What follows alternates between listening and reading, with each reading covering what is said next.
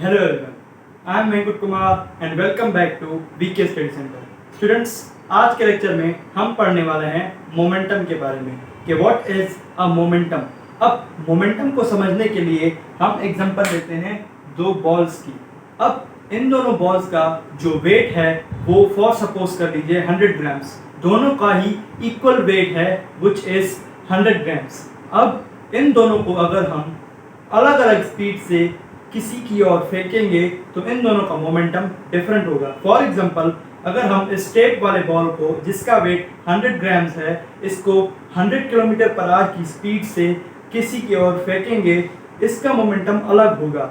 और वहीं पर ही इस बॉल को, रबर बॉल को, टेनिस बॉल को जिसका वेट भी 100 ग्राम्स है उसको भी अगर हम 120 किलोमीटर की स्पीड से फेंकेंगे तो इसका मोमेंटम जो है इस टेप वाले बॉल से जो है डिफरेंट होगा। अब मोमेंटम की डेफिनेशन पर आते हैं कि मोमेंटम की डेफिनेशन क्या है। मोमेंटम की डेफिनेशन हम कुछ इस तरह से लिखते हैं कि momentum is equals to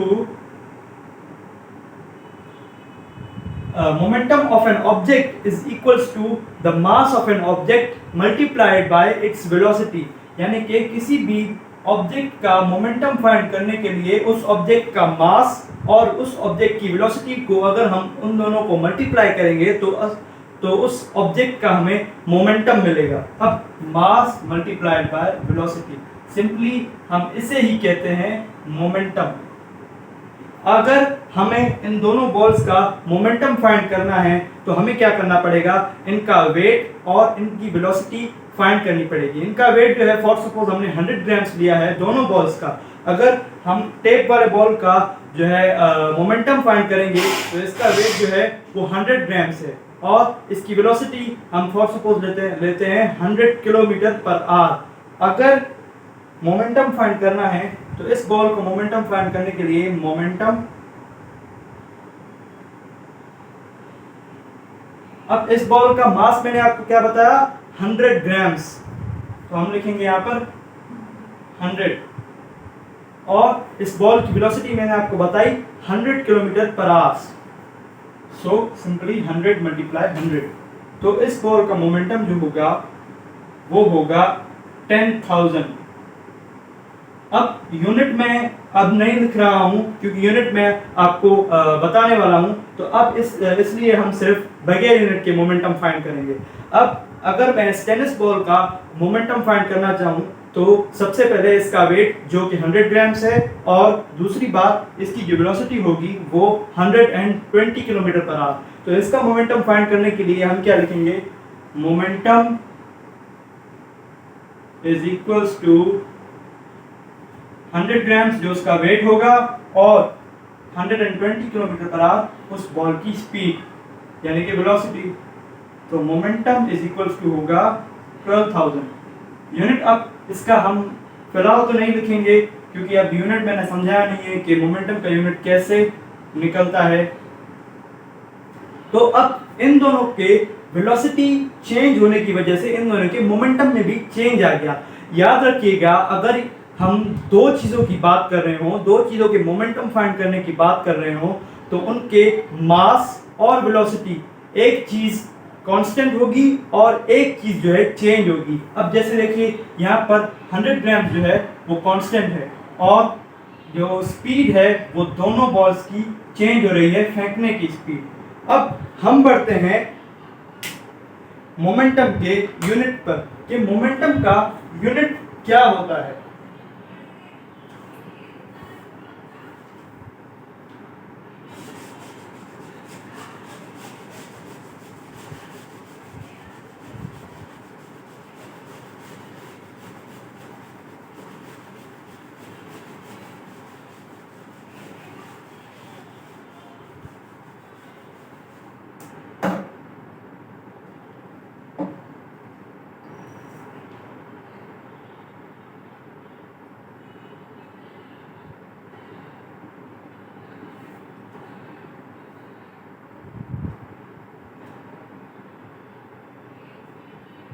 momentum का यूनिट डिफाइन करने से पहले मैं आपको यह बता देता हूं कि मोमेंटम को हम डिनोट किस चीज़ से करते हैं, यानी कि किसी एक लेटर से हमें उसे लिखना हो तो हम किस तरह से लिखते हैं। तो मोमेंटम को हम P से डिनोट करते हैं।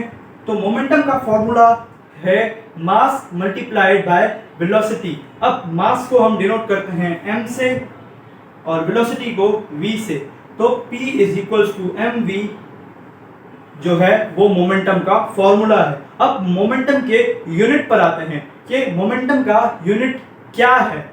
मोमेंटम का यूनिट है न्यूटन सेकंड। अब न्यूटन सेकंड किस तरह से आया, हम ड्राइव करते हैं मोमेंटम का यूनिट। अब P is equals to mass का यूनिट जो है वो है किलोग्राम्स, तो हम लिखेंगे kg, और वेलोसिटी का जो यूनिट है वो है मीटर पर सेकंड, जिसे हम ms पावर -1 भी लिख सकते हैं, क्योंकि m/s होगा यानी कि m डिवाइडेड बाय s, तो s के पावर तो हम ऐड करेंगे किलोग्राम मीटर पर सेकंड पावर -1, और इस s पावर -1 से हम s को डिवाइड करेंगे और s को मल्टीप्लाई करेंगे। तो अब यहाँ पर जो s है इसके पावर में भी पॉजिटिव 1 होगा, क्योंकि जो भी वेरिएबल जो भी नंबर आता है उसके पावर में कम से कम पावर 1 होता ही है। अब ये डिवाइड में है, अगर इस s को हम यहाँ पर इस s के साथ मल्टीप्लाई कर दें तो s और s दोनों एक ही चीजें हैं, आइडेंटिकल चीजें हैं, ये दोनों सेम ही रहेंगी, यानी कि हम 2 बार की जगह पर 1 बार s लिखेंगे। तो हम क्या लिखेंगे, s ये पावर 1s वाला जो है s पावर -1 से मल्टीप्लाई होगा तो s होगा। अब इन दोनों के पावर में चेंजिंग आएगी, क्योंकि यहाँ पर -1 है और यहाँ पर +1। अब ये डिवाइड से लेकर मल्टीप्लाई में गया है, तो इसलिए इसकी पावर जो है पॉजिटिव से नेगेटिव होगी। तो s -1 और s -1, s 2 बार है तो इसलिए हमने s 1 बार लिखा, और जो मल्टीप्लाई में s है वो सेम ही रहेगा। तो P is equals to kilogram ms -1 और -1 -2 मल्टीप्लाइड बाय s। अब किलोग्राम मीटर पर सेकंड पावर -2, ये जो है बराबर है 1 न्यूटन ऑफ फोर्स के। तो हम क्या लिखेंगे, P is equals to n और s जो मल्टीप्लाई में हमने रखा था सिंपली उसको हम लिख लेंगे। तो मोमेंटम का फॉर्मूला इस तरह से ड्राइव होता है, which is Newton second. Students, आज का लेक्चर यहीं पर ही खत्म होता है। Subscribe my channel and press the bell icon as you could be notified by my videos and like the videos. Thank you so much.